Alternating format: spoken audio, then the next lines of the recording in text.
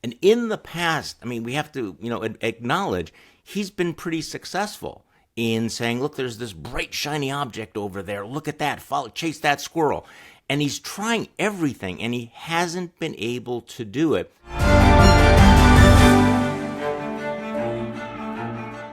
Hi, I'm Maddie, Hale, and welcome to the Trump Report. Today I've had Charlie Sykes on the show. He's a political commentator and author of How the Right Lost Its Mind. We've spoken all about this Epstein and Trump scandal, the fact that Marco Rubio has basically sent the US Congress off on this summer holidays a day early to basically avoid voting on this Epstein, this Transparency Act. So we speak all about that. We speak about if Donald Trump has something to hide. We speak about whether certain testimony from Maria Farmer, she spoke to the New York Times, will prompt other Epstein victims to come forward and perhaps mention if they ever met Donald Trump. We also speak about the fact that what if Donald Trump pardoned Ghislaine Maxwell? So all that today on the Trump Report. You can watch us every day, Monday through Friday on Times Radio's YouTube, or you can stream us as a podcast wherever you get your podcasts. Charlie Sykes, political commentator and author of How the Right Lost Its Mind. Thank you so much for joining the Trump Report. Good to be back. Good to have you back. We've got to start off with, of course, what has happened in the last day or so. Republicans drunk on power. They've officially, Mike Johnson, the House Speaker, he shut down the House session early. So members of Congress are now officially on their summer break a day early.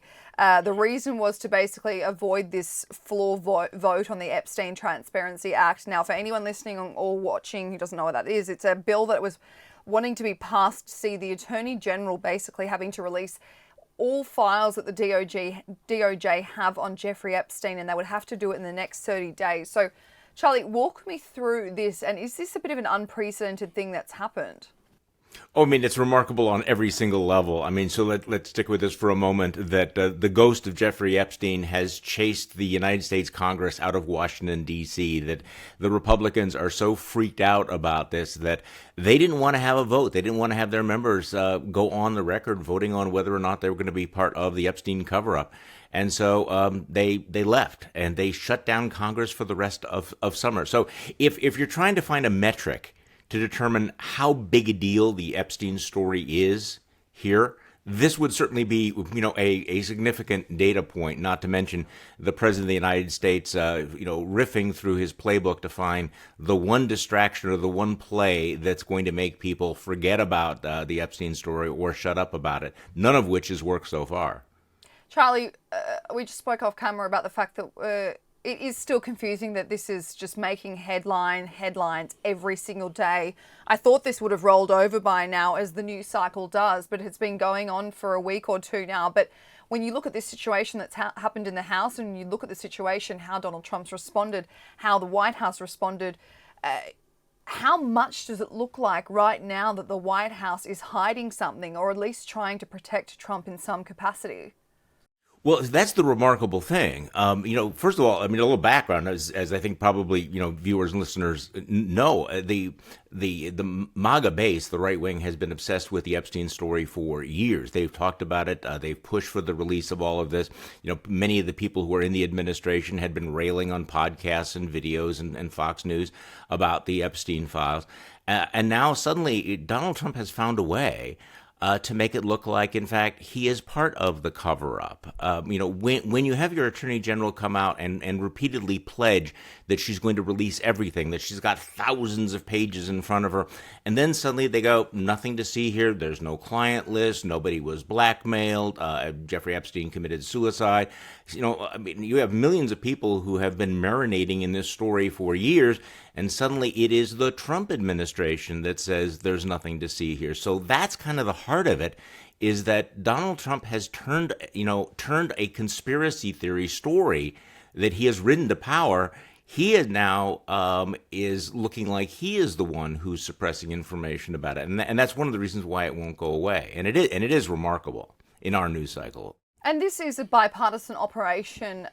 So we've seen, of course, very staunch MAGA supporters, Donald Trump supporters come out and call for transparency. But this Epstein Files Transparency Act, it's fronted by Republican Thomas Massie, who's basically gone against his boss. He's in hot water with Donald Trump, but it's also co-signed with Democrat Ro Khanna, but 11 other Republicans have either co-sponsored this bill or they've signed it. So it really does look like Donald Trump doesn't have his entire party behind what he's pushing for, which is, of course, for this to go under wraps.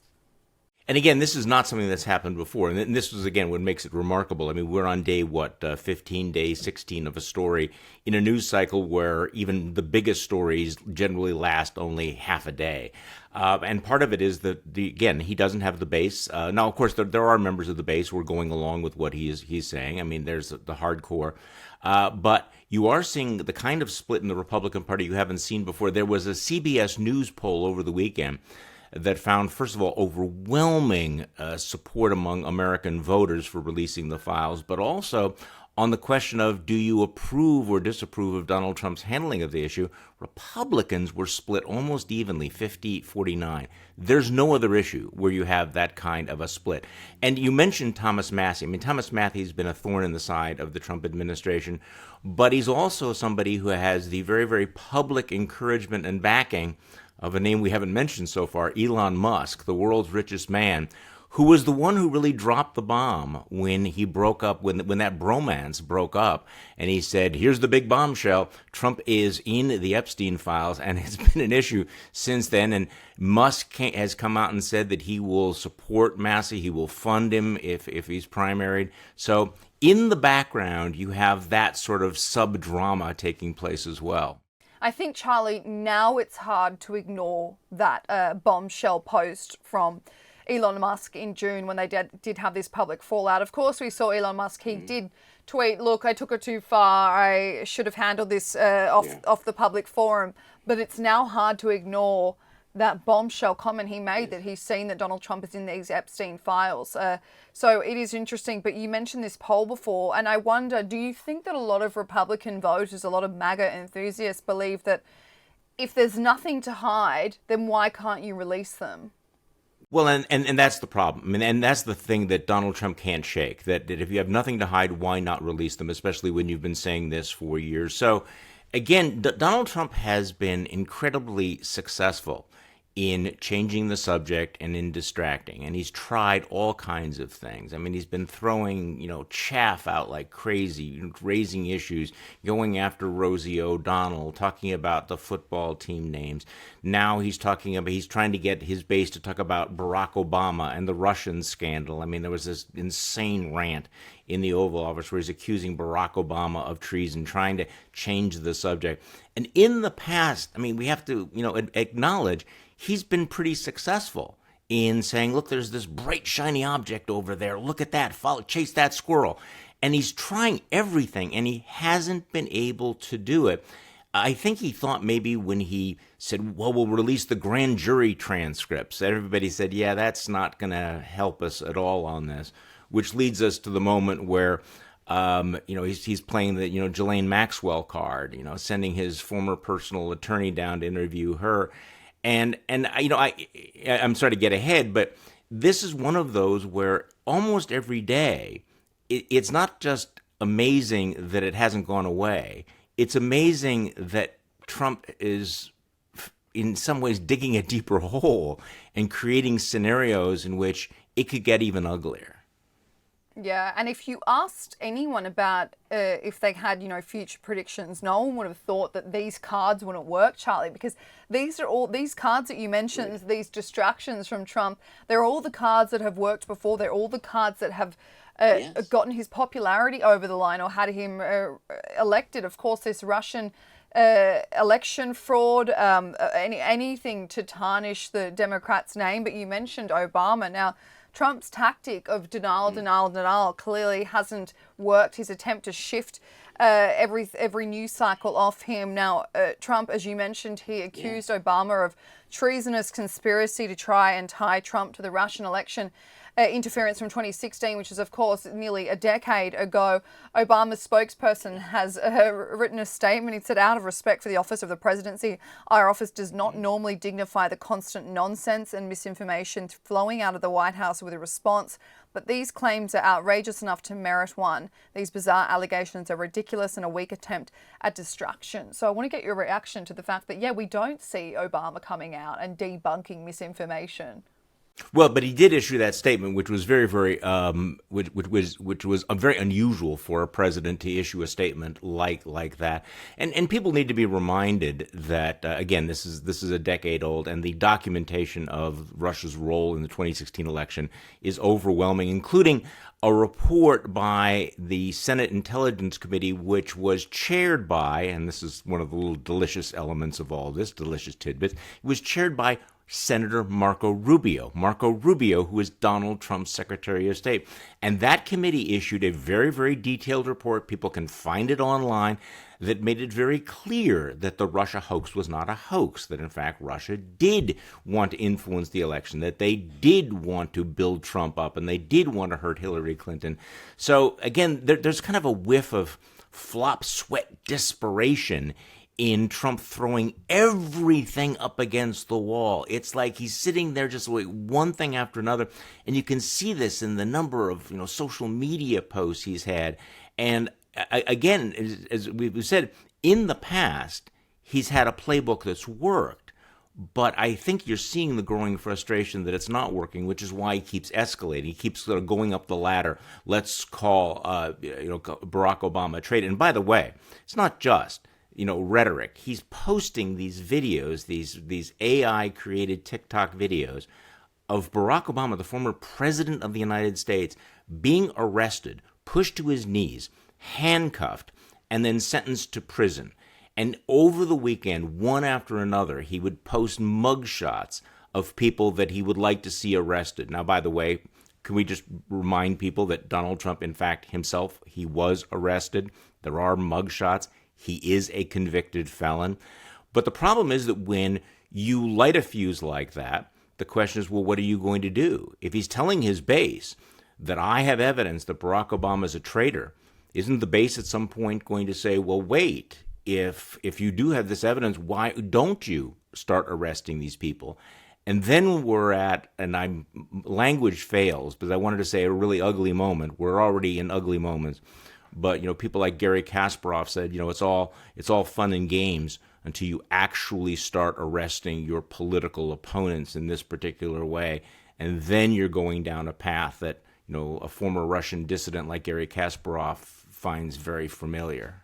And on the note of, I guess, Trump, yes, putting out these comments that he has proof, he has evidence of all these things, and then upset the fact that his constituents believed him and wanted proof. So we mentioned that other big names have been kind of going against the grain and wanting transparency, and Marjorie Taylor Greene is one of them. She wrote this the other day. She said, if you tell the base of people who support you of deep state treasonous crimes, election interference, blackmail, and rich, powerful elite evil cable, then you must take down every enemy of the people. If not, the base will turn and there's no going back. Dangling bits of red meat no longer satisfies. They want the whole steak dinner and will accept nothing else. So, Charlie, do you think the MAGA base will turn on Trump if he doesn't deliver on what he said he was going to? Well, we don't know because they never have so far. So, I mean, that's our moment of humility, this recognizing, how many times have we had this conversation that this is it, this is going to be the turning point, this will be the pivot, and it never is. So when we talk about the Trump base, we have to recognize that we have the really, really hardcore, we have the lick spittles who will lick any spittle out there, they will follow any particular line.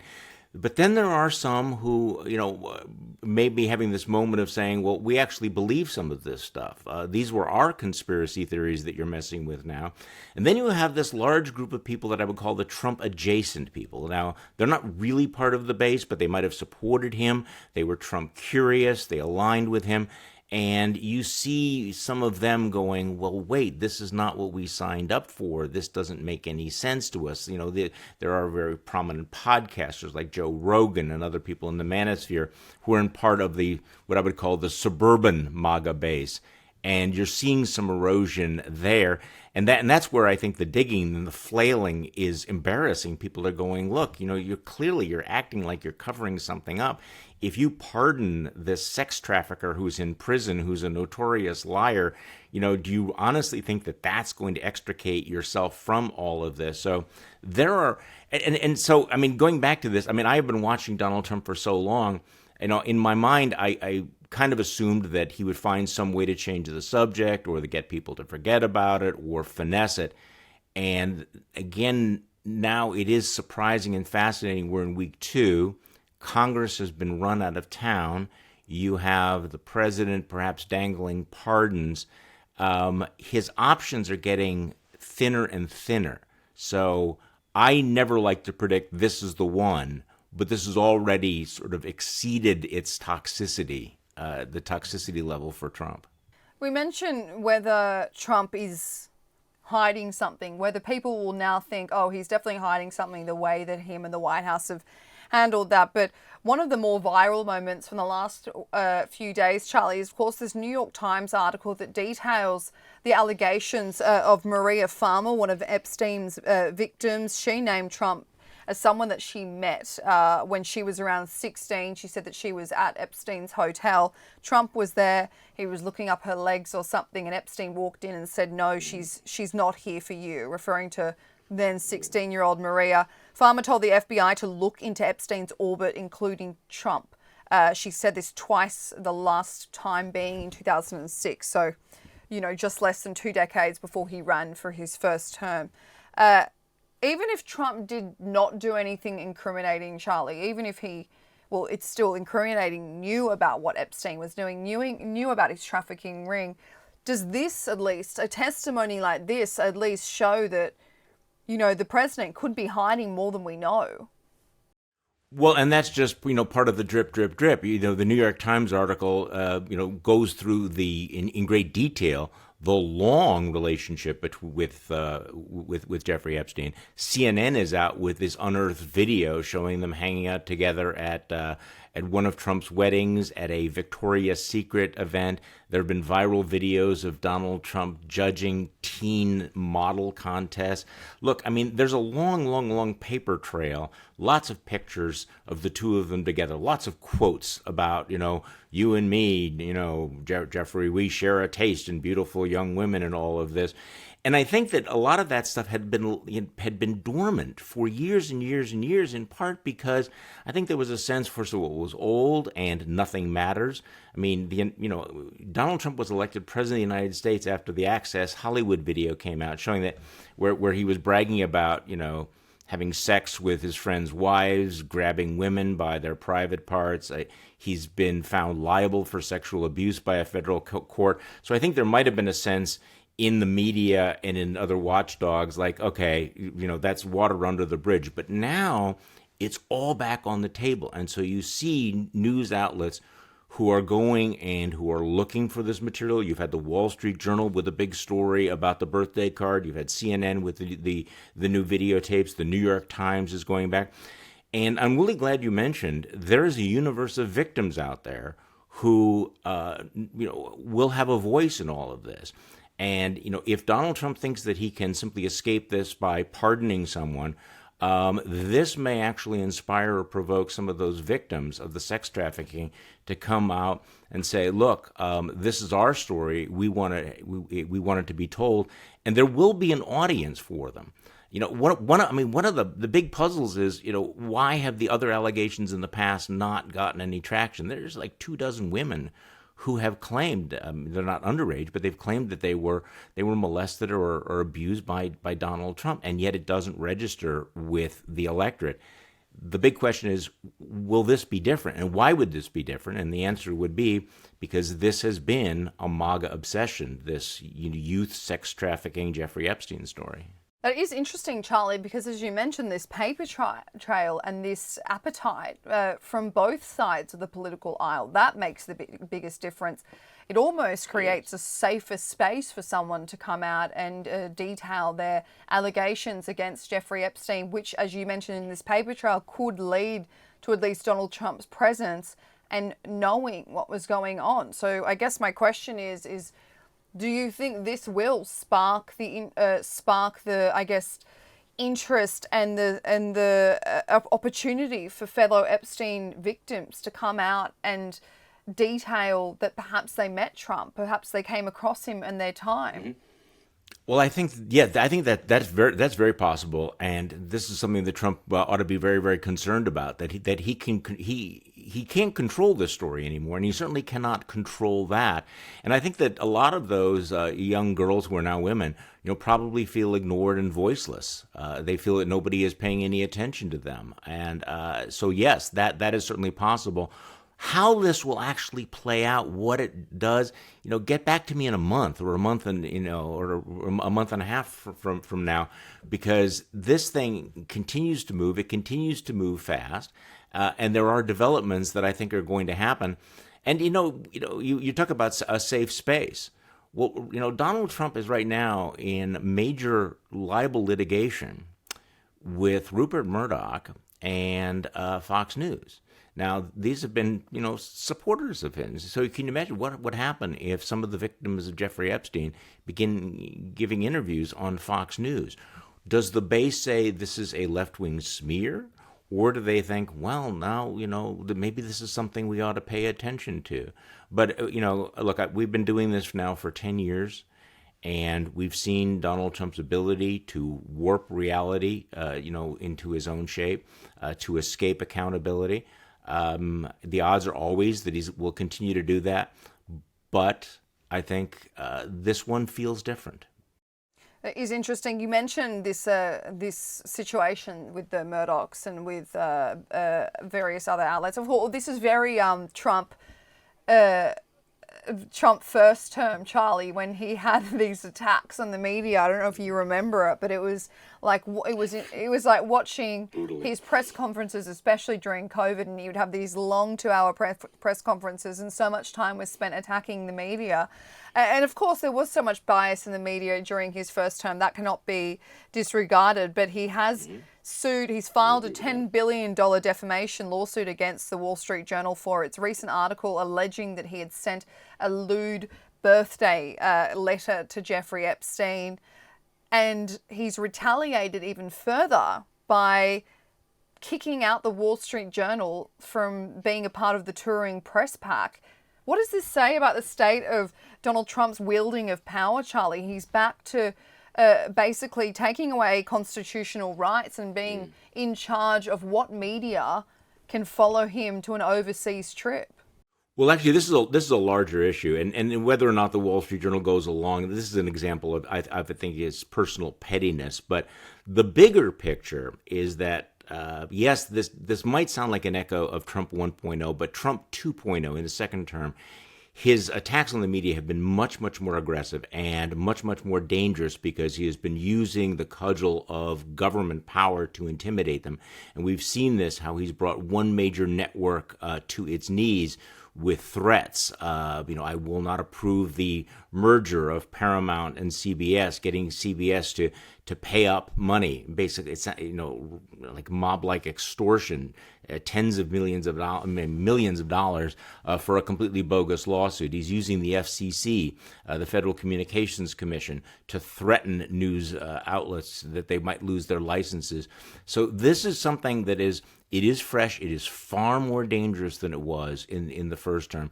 We've had presidents who have criticized the media in the past, who threatened the media in the past, but no one has shown a willingness to abuse the power of government to attack an independent press like Donald Trump. There's really almost no precedent in American history. And I think this is among the most alarming things that we're seeing, including the way in which much of the corporate media has been willing to bend the knee to Donald Trump. So this is if you had to make various categories of things to be deeply concerned about, the attacks on the norms and the traditions and the guardrails of American political culture, this would certainly be one of them. And you're right. God, I'm just having such flashbacks to that time, Trump 1.0, Charlie. But just a final question for you. You mentioned before that there was this shift from the Department of Justice. Deputy Attorney General Todd Blanch, he revealed that he had actually reached out to Ghislaine Maxwell, as you mentioned, requesting to meet her. She's, of course, locked away in jail. He wants to ask her a few questions about who was a part of Epstein's criminal ring, whether they were public figures or not. So I wonder, this meeting, they say, could happen soon. And if Ghislaine Maxwell plays ball, which she hadn't been doing, and names a few people, this would really change the game. And of course, they would need to be verified. There would need to be verifiable evidence that these people were involved in this criminal ring. But is Donald Trump safe from being named? Well, okay, so this is the concern, is that Donald Trump might dangle a pardon in front of her, and that the deal would be, if you come out and exonerate Donald Trump, you may point the finger at others, but if you say, you know what, I was there for everything and Donald Trump is completely innocent, and then Donald Trump pardons her, she's serving a 20-year prison sentence. She obviously clearly wants to get out. There would be a quid pro quo, and then, of course, Donald Trump and his MAGA supporters would say, see, here's the evidence, here is the proof. On the other hand, that is the high-risk play, to actually pardon somebody in a quid pro quo like that. I think that is sort of like the nuclear weapon in Trump's mind, to use the pardon power to get her to exonerate him. I think it has the potential to blow up in his face. Charlie, if he pardons Ghislaine Maxwell, is that just every indication that Trump is guilty? Well, look, that's the way I would look at it, and I think a lot of people would be shocked, especially when you go back to the paper trail on her. I mean, there was a court record, there is all kinds of evidence, there are all kinds of filings from Trump's own Department of Justice saying what a liar she was, how she lied under oath, how she was trying to escape accountability. So yes, and again, going back to the victims, many of the victims who'd come forward and testified, leading to her conviction, they would be justifiably outraged by all of that. But I think at the back of his mind, he's thinking, okay, what is the one thing that would make this go away? And in Trump's world, he doesn't need to prove that he's innocent. He just needs to have some talking point. So you remember, when during the Russia investigation, they distorted what was happening with the investigation and claimed it was exoneration.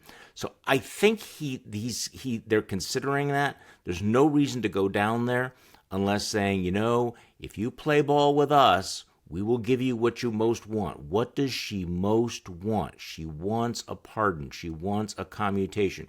What is the price tag for a pardon or a commutation? It is letting Donald Trump off the hook. Will the public buy that? Will MAGA buy that? What will the fallout from that be? See, that's where I think he's taking steps that could make this much, much more incendiary, much, much more radioactive. Oh, Charlie, if she is pardoned, that is Trump basically saying that when the DOJ had this meeting with her, she's named Donald Trump. And whether she's telling the truth or not, whether she uses him as a tool to get out, we won't know. But it is interesting to see if that is where this leads to. So, Charlie Sykes, thank you so much for joining the Trump Report.